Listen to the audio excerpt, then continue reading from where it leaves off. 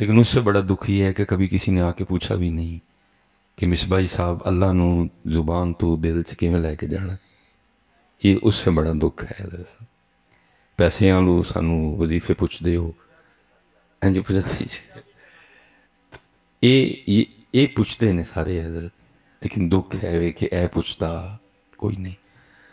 میں نے وہ 2005 میں پہلا جمعہ پڑھایا تھا میں نے حضرت کو. یہ 2024 چل رہا ہے، 19 سال ہو گئے حضرت. اللہ اور اللہ کے رسول کو جان دینی ہے. آج تک ان 19 سالوں میں کبھی کسی نے نہیں پوچھا کہ مصباحی صاحب اللہ ایتھوں ایتھے کیویں ہے. ترس گئے سننے کو یہ کان کہ کسی دن کو یہ بھی پوچھے گا.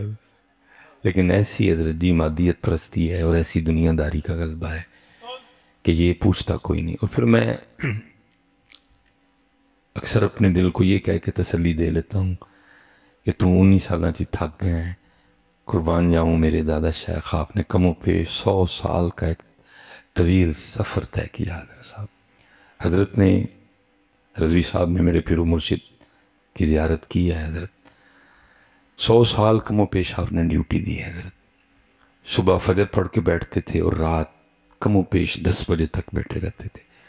اپنا دروازہ کھلا رکھتے تھے تاکہ کل کو سیالکوٹی یہ کلیم نہ کرے اللہ کی بارگاہ میں کہ یا اللہ جے تیرا رستہ پوچھنا ہوں دے کہ کوئی پوچھتا جا کے. دروازہ آپ نے کھلا رکھا حضرت صاحب. بڑا سونا بولتے تھے، بڑا خوبصورت بولتے تھے. اور جب تک آپ نے سیالکوٹ میں جمعہ پڑھایا 11 بجے کے بعد حضرت کی مسجد میں جگہ نہیں ملتی تھی حضرت. اور یہ نہیں کہ حضرت بڑے کوئی کرسی توڑ خطیب تھے یا حضرت دوران گفتگو کو بڑا زور لگاتے تھے حضرت. میں آہستہ بولتا ہوں، گفتگو میں ٹھہراؤ ہے. حضرت مجھ سے بھی آہستہ بولتے تھے. حضرت کا ٹھہراؤ مجھ سے بھی زیادہ تھا. اگر جب آپ گفتگو فرماتے کوئی چاہتا تو حضرت کے الفاظ گن سکتا تھا، لیکن پتہ نہیں بولتے کیا تھے کہ جب بولتے تھے تو دلوں کے تار چھیڑتے تھے حضرت. 11 بجے دنیا آ کے بیٹھ جایا کرتی تھی. 11 بجے کے بعد پھر جو آئے گا اوپر والی منزل، پھر اس سے اوپر والی منزل، پھر اس. اور پھر ایک وقت آیا کہ حضرت وہ بھی چپ کر گئے حضرت. 2009 میں حضرت خاموش ہو گئے. 9 10 11 12 13 تک خاموش رہے. اور پھر حضرت کا لو جی انہوں کا بھی بیان سی. بیٹھنا جا بچے نہیں نہیں بیٹھ جاؤ تسی قبلہ پھر سب بیٹھو. خطاب کے دوران ایک اور خطاب، پتہ نہیں کدوں حضرت اسی وڈے ہونا ہے. تو وہ پھر ایک وقت آیا کہ حضرت چپ کر گئے حضرت. میں نے ایسی محافل بھی حضرت کے ساتھ اٹینڈ کی کہ 2 گھنٹے ہم بیٹھے رہے لیکن حضرت نے گل نہیں بولی. میں بالکل سچ کہہ رہا ہوں، پاس بیٹھ کے مجھے بھی غصہ چڑھ رہا تھا یار حضرت کو گل سنائی چھڑنے نہیں دنیا آئی ہے. لیکن تب سمجھ نہیں آتی تھی. خیر سمجھ ابھی بھی نہیں آئی کیونکہ جس دن سمجھ آ گئی میں تھانوں کوئی نہیں لبنا ہے. یہ سمجھ نہیں آئی تاں ہی اتھے کہ سڑکاں تے کھجل ہونا وا. تو ان کو سمجھ آ گئی تھی کہ یہ چسکا لگانے آئے ہیں، کوئی منہ دکھانے آیا ہے، کوئی تعلق نبھانے آیا ہے، کوئی یاری دوستی میں آیا ہے، اس کا نام سننے آیا کوئی بھی نہیں. اس لیے حضرت نہیں بولتے تھے حضرت صاحب، چپ رہتے تھے. اور پھر ایک وقت آیا کہ پھر ویسے ہی چپ کر گئے حضرت. اور میں نے کہا نا جب بولتے تھے تو سونا بول، لفظ نہیں ضائع کرتے تھے، سٹ پوری کراتے تھے حضرت. اور جس کو حضرت نے سٹ لگائی پھر وہ کسی اور سٹ جگہ رہا کوئی نہیں حضرت. لیکن بڑا کم بولتے تھے. ایک دفعہ مجھے یاد ہے سیالکوٹ میں ایک وہ انتقال ہو گیا کسی شخص کا. اور آپ کو پتہ ہے ہمارے جو دوست ہیں نا جن کو ذرا اللہ نے پیسے دیے ہیں تو ان کا جنازہ محلے کے امام مسجد سے ہوتا نہیں ہوتا حضرت. انہوں نے پتہ نہیں کس کتاب میں پڑھا ہے کہ جی تہاڈا جنازہ محلے دی مسجد دا مولوی پڑھا سکدا کیونکہ تسی امیر ہو، اور تہاڈا شملہ تے تہاڈا کلہ تاں ہی بچدا ہے کہ مولوی کی تو دور ہوا. پتہ نہیں کدھر سے انہوں نے پڑھ لیا. حضرت صاحب محلے کی مسجد سے امام سے پڑھوایا کریں. اب مجھے سیالکوٹ سے بلوا لیں گے، آپ کے مائی بابے سے مجھے کیا تعلق؟ میں تو تھکے آیا ہوں، میں تو ہو سکتا ہے کچھ اور ہی پڑھ چلا. اس کا پھر کوئی تعلق ہوگا، وہ پھر کوئی دل سے دعا مانگ دے گا آپ کے مائی بابے کے لیے، حضرت اس سے پڑھوایا کریں. لیکن وہ ہمارے دوست ہیں، نہیں ان کو سمجھ آتی. تو سیالکوٹ میں بھی ایک ایسا معاملہ بن گیا. تو اب ظاہر ہے سیالکوٹ میں حضرت سے بڑا اس وقت کس کا نام تھا، تو اس لیے سب نے وہ حضرت کی خانقاہ کا رخ کیا کہ جی جنازہ پڑھا دے. پہلے تو حضرت انکار کرتے رہے، لیکن پھر بیچ میں کچھ اس طرح کے نام آ گئے کہ حضرت کو ماننی پڑ گئی. وہ حضرت جب جنازے کے لیے گئے تو ظاہر ہے جی امیر کا جنازہ تھا، دنیا پہلے ہی آ چکی تھی. اب میں ادھر پوچھنا چاہوں گا، میں بات کافی جگہ پوچھا ہے لیکن کوئی جواب نہیں دیتا. حضرت اس کتاب کا کیا نام ہے جس میں آپ نے یہ مسئلہ پڑھا ہے کہ امیر کے جنازے پہ ثواب بہت ہوتا ہے اور غریب کے جنازے پہ ثواب بالکل بھی نہیں ہوتا؟ کیونکہ نور الازام میں بھی نہیں لکھا. چلے میں زیادہ کتابوں کے نام نہیں لوں گا، قدوری میں بھی نہیں لکھا. اور پھر ان کتابوں کا نچوڑ ہے، رکن الدین ہے، بہار شریعت ہے، انوار شریعت ہے، فتاوی رضوی شریف ہے، اس میں بھی ایسا کچھ نہیں لکھا. لیکن یہ آپ نے کس کتاب میں مسئلہ پڑھا ہے کہ امیر کے جنازے پہ ثواب بہت زیادہ ہے اور غریب کے جنازے پہ ثواب نہیں ہو؟ کیا نام ہے جی اس کتاب کا؟ لینی انہوں نے پڑھی ہے حضرت کہتے کیونکہ یہ اسی مسئلے پہ عمل پہ رہا ہے. امیر دا جنازہ ہوئے تے رہندا کوئی نہیں، تے غریب دا جنازہ ہوئے تے جاندا کوئی نہیں. پتہ نہیں کس کتاب میں انہوں نے یہ مسئلہ پڑھ لیا. اور میں حیران ہوں جی اپنی منافقت پہ. میں بھی آپ کے ساتھ ہی ہوں اس معاملے میں. یہاں بیٹھے اگر کسی میرے دوست بھائی نے میٹرک کر رکھا ہے تو اس نے 10 سال یہ دعا مانگی ہے، اور یہاں بیٹھے میرے کسی بھائی نے اگر مڈل کیا ہے تو اس نے 8 سال یہ دعا مانگی ہے، اور یہاں اگر کوئی پرائمری پاس بیٹھا ہے تو اس نے 5 سال یہ دعا مانگی ہے. لیکن کیا سب نہیں الٹا. دعا کیا مانگی ہے بھلا؟ ہو میرا کام غریبوں کی حمایت کر. 10 سال کہتے رہے کہ غریبوں کی حمایت کرنا، لیکن جاتے غریب کے جنازے پہ بھی کوئی نہیں ہے. حمایت اس قوم نے کسی غریب کی کیا کرنی ہے؟ بلکہ یہاں تو الٹی گنگا بہہ رہی ہے. یہاں سارے قانون، سارے قاعدے، ساری عدالتیں، سارے جج، سارے تھانے دار ہیں ہی غریبوں کے لیے. امیر تو حضرت اپنی گاڑی کے نیچے 7 بندے مار کے ڈاکٹر سے پاگل پن کا سرٹیفکیٹ لے کے باہر چلا جاتا ہے. وہ غریب بیچارہ صرف اپنے رات کا چولہا جلانے کے لیے سائیکل بھی چوری کرے تو اس کو کئی سال سزا دے دی جاتی ہے. یہاں تو الٹی گنگا بہتی ہے. حالانکہ اس جج نے بھی یہ دعا پڑھی ہوئی ہے کہ ہو میرا کام غریبوں کی. اس نے کبھی کسی پولیس والے سے نہیں کہا یار یہ نے سائیکل چکی ہے، پتہ دے کرو بھلا کیوں چکن لگا. وہ بس قلم پھیر دیتا ہے.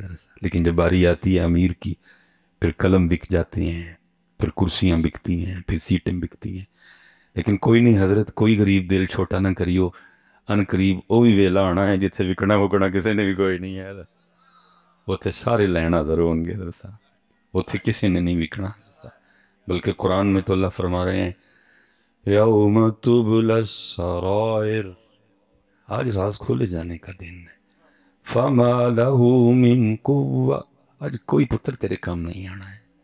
فما لہ من قوت ولا ناصر، آج کوئی تیرا مددگار نہیں ہے. آج نہ تینوں نون لیگ والے نے بچانا ہے، نہ تینوں پیپل پارٹی والے نے، نہ تینوں پی ٹی آئی والے نے. یہ پاکستان دے جج نہیں، اے اللہ دی بارگاہ ہے. اس لیے کوئی غریب دل چھوٹا نہ کرنا پتر. ان قریب وہ دربار لگنے والا ہے جہاں دودھ کا دودھ ہوگا اور پانی کا پانی ہوگا. لیکن دکھ یہ ہے کہ حضرت پڑھتے کیا ہیں کہ ہو میرا کام غریبوں کی حمایت کرنا، درد مندوں سے، ضعیفوں سے محبت کرنا. اب کیونکہ میرے پاس اتنا وقت نہیں ہے، میں نے بڑا طویل سفر کرنا ہے پھر سے انشاءاللہ. لیکن اتنا میں ضرور کہوں گا، میں نے حضرت جب بھی کوئی کتاب کھولی اور اپنے اسلاف کو پڑھا تو صبح یہ دعا مانگا تو نہیں کرتے تھے، لیکن کرتے ہوئے یہی تھے. جناب سیدنا عمر فاروق رضی اللہ تعالیٰ عنہ فرماتے ہیں کہ میری عرصہ دراز تک کوشش رہی کہ میں حضرت ابو بکر پہ سبقت لے جاؤں حضرت. لیکن فرماتے پھر ایک دن میں نے بھی یہ کہا کہ اے عمر، سبقت تو دور، کاش تو ابو بکر کے سینے کا ایک بال ہی ہوتا ہے، بال ہی ہوا.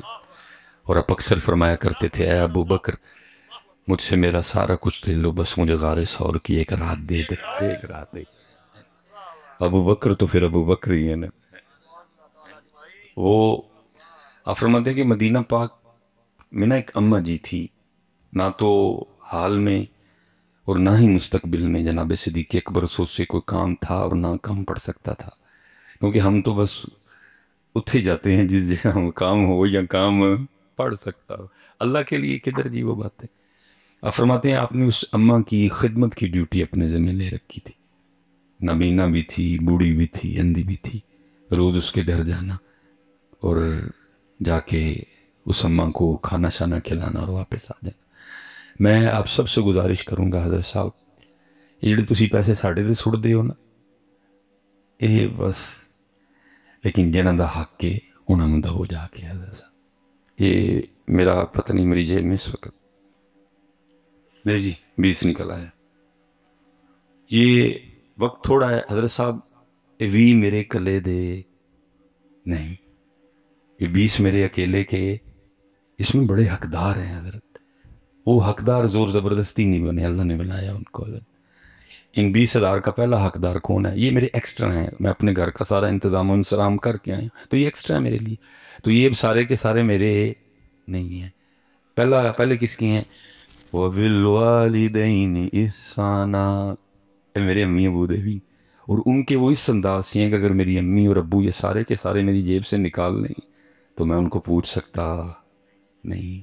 اس کے بعد پھر یہ کس کے ہیں؟ وَبِالْوَالِدَيْنِ إِحْسَانًا وَذِي الْقُرْبَى, میرے غریب رشتہ داراں دے بھی نہیں ہے ایسا. پھر وَالْيَتَامَى, پھر یتیماں دے بھی نہیں. پھر وَالْمَسَاكِينَ, پھر مسکیناں دے بھی نہیں. کم پتہ کہ تو خراب ہوندہ ہے, تو کہنا کہ میں بھی دا بھی کلے ہیں کھانا ہے. پھر وہ کی کردہ ہے, پھر وہ لاندہ ہے کھچ حضرت. پھر دکھ ہے بیٹا, نہ تو اب قرآن کھولتے ہو, نہ کسی قرآن والے سے پوچھتے ہو کہ حضرت ویکھو سانو کھچ کے ہم لگی ہے. آپ جاتے ہو سجے کھبے, اور سجے کھبے بھی میرے جیسے بیٹھے ہیں سارے کے سارے. اگر ہم قرآن پاک سے پوچھیں نا کہ سانو کھچ لگ گئی ہے, کاروبار رک گیا ہے, کاروبار تباہ ہو چلے ہے, تو پھر قرآن اس کی پہلی وجہ کیا بتاتا ہے؟ قرآن کہتا ہے کَلَّا بَل لَا تُکْرِمُونَ الْیَتِیمَ. بھیا 20,000 یتیم دے بھی سن تو نہیں دیتے ہیں کوئی. پھر قرآن کہتا ہے وَلَا تَحَاضُّونَ عَلَىٰ طَعَامِ الْمِسْکِینِ, انہاں 20 وچوں مسکین دے بھی سن تو انہوں دیتے. پھر وہ کی لاندہ ہے, کھچ لاندہ ہے. حضرت صاحب میں پھر اس سے آگے کو بات نہیں کروں گا, پھر میرے احباب غصہ کر جاتے. ساڑھے تے وارس اٹھو پاوے نا, لیکن حضرت صاحب پہلے حقدار ابو جی نے, امی جی نے, پھر رشتہ دار نے, پھر یتیم نے, تو پھر مسکین ہے حضرت صاحب. اور میں سیالکوٹ سے آیا ہوں, انڈسٹریل ایریا ہے. میں نے اپنے ان 40-41 سالوں میں حضرت بڑے بڑے تھم گرتے دیکھے ہیں, اور میں تھوڑا سا جستجو کرنے والا بندہ ہوں. حضرت صاحب جڑا تھم ڈگا ویکھیا نا, پیچھے جا کے ویکھیا کسے ماڑے دی ہاتھ سی. حضرت مولا علی فرما رہے ہیں ماڑے دی ہاتھ تو بچ, اس لیے حضرت صاحب بڑا دھیان رکھیو. اور دوسری بات حضرت, جے نہیں رکھو گے تو پھر کام بڑا خراب ہونا جے. اور چلو میں مختصر کر دیتا ہوں. حضرت صاحب اگر اے غریب نہ ہو, کل ساڑھے تو کسی امیر نے بخشیا جانا نہیں ہے حضرت صاحب. اگر غریب نہ ہوں تو کل ساڑھے کسی امیر نے بخشیا جانا. حضرت صاحب میں کسی کی بات نہیں کرتا, میں اپنی بات کروں. جدو مالک نے اس کڑی لو پوچھا, میں دے بھی جواب نہیں دے سکتا. کیا کہوں گا اس کو, ایڈی مہنگی کڑی کیوں بنی, بھائی میری گاڑی کھڑی ہے حضرت, کی کہوں گا دلو, کی جواب دیں گا. آپس میں بیٹھے ہیں, ہاں جان کی میں چھٹنی ہے, مولوی سلیمان حاضر ہے, کڑی دا سوال ہو گیا ہے, اور میرے کل کوئی جواب نہیں. بھائی پٹھان کو لے لیندہ 400-500 والی, ٹائم تے ہوئی وہاں دی سی, ایڈا مہنگا برینڈ کا نو بنے ہوئی سی, 2.5 لاکھ دی کڑی, 2 لاکھ دی, کی جواب دینا. مولوی سلیمان ہوری پھسے پہ جنے. پھر کی ہونا, ایک یتیم نے اٹھ پڑنا, جی میں کر گیا. انہیں کہنا ربا چل منگی پنی بڑی مہنگی سوں, لیکن اے وے کہ ساڈا چولہا اے ہی بالدا رہے, چل جان دے سو ہے. اس تو علاوہ جان چھٹنی مولوی سلیمان دی. اور حضرت صاحب ہم بے احتیاطی کرتے ہیں, اسٹیجوں پہ نہیں دیکھتے, سامنے بے نماز بیٹھے ہیں, آپ کو ایسے اس طرح کے شعر سناتے ہیں کہ آپ اس پہ اور دلیر ہو جاتے ہیں. باقی نعت خاں کیا کہہ رہا ہے, مولوی سلیمان کیا کہہ رہا ہے, لیکن قرآن کہہ رہا ہے ثم لتسألن یومئذ عن النعیم, اور اسی اس دن تانوں نعمتاں دے بارے چ ضرور پوچھنا ہے. نعت خاں تو آپ کو پتہ ہے نا کہاں تک ہمیں لے گئے ہوئے ہیں. وہ تو یہاں بھی کہہ رہے ہیں کہ منو ویک کے جہنم نو آ جائے گا وزینہ. وہ تو میری عوام کو یہاں تک لے گئے ہوں. کہتے ہیں کوئی ڈلن ڈلن دی لوڑ نہیں ہے جی. قرآن کچھ کہہ رہا ہے, یہ کچھ کہہ رہے ہیں, لیکن پتر اسی انہاں دی مننی, اسی قرآن دی مننی ہے. قرآن کہتا ہے اسی اس دن تانوں پوچھنا ہے اسی تانوں اس دن سوال اس لیے حضرت صاحب جی کوئی غریب نہ ہویا تے جان چھٹنی پتر آپ اور میں کیا ہیں علماء کثیر تعداد میں بیٹھے ہیں عشرہ مبشرہ میں عبد الرحمن ابن عوف ہیں حضور نے فرمایا عبد الرحمن تو میرے صحابہ میں سب سے آخر میں جنت میں جائے گا بلکہ ایک حدیث تو یہ بھی ہے کہ گھسٹ گھسٹ کے جائے گا ہے نا روایت عبد الرحمن ابن عوف ہیں عشرہ مبشرہ میں سے امیر صحابی ہیں حضرت صاحب تہاڈا میرا کی بنے گا اس لیے کوشش کریو کوئی کار رکھیو لازمی کہ بغیر کیمرے تو اور بغیر تشہیر تو چلہ بالیو شاید سانو کل معافی لگ جائے صدیق اکبر رضی اللہ تعالیٰ نے روز جانا اور معاملے کرنے لیکن جب کبھی رسول پاک کی خدمت یا ڈیوٹی میں ہونا تو پھر کسی معقول بندے کی ڈیوٹی لگا دینی آپ فرماتے ہیں کہ ڈیوٹی لگا رہے تھے میں نے سن لیا آپ تو ڈیوٹی لگا کے تشریف لے گئے میں نے اس بندے کو کہا تو نے نہیں جانا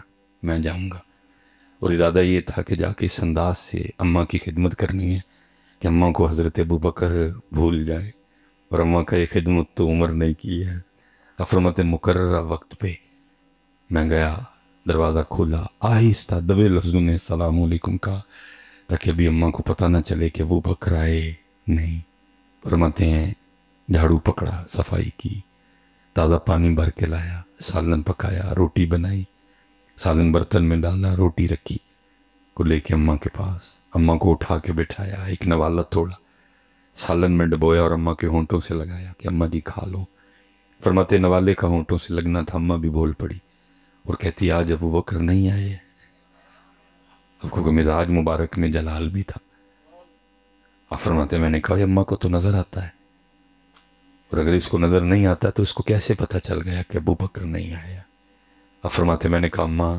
تو جھوٹ بولتی ہے تجھے نظر آتا ہے اس نے کہا آنے والے اللہ کی عزت و عظمت کی قسم مجھے نظر نہیں آتا آپ فرماتے میں نے کہا کیسے پتہ چل گیا کہ ابو بکر نہیں آئے تو لکھا ہے اس نے اپنا منہ کھول کے دکھایا تو منہ میں دانت ہی کوئی نہیں تھا اس نے کہا آنے والے پتہ اس طرح چلا کیونکہ میں نوالا چبا ہی نہیں سکتی دانت کوئی نہیں جب حضرت ابو بکر آتے ہیں تو وہ پہلے نوالا خود چبا کے نرم کرتے ہیں اور جب اس کو مزید چبانے کی حاجت نہیں رہتی تو پھر اس کو میرے منہ میں رکھتے ہیں اور میں نوالا نگل جاتی ہوں پتہ کیسے چلا پتہ ایسے چلا آج جب سخت نوالا میرے ہونٹوں سے لگا میں سمجھ گئی ہو نہ ہو ابو بکر نہیں آئے ہے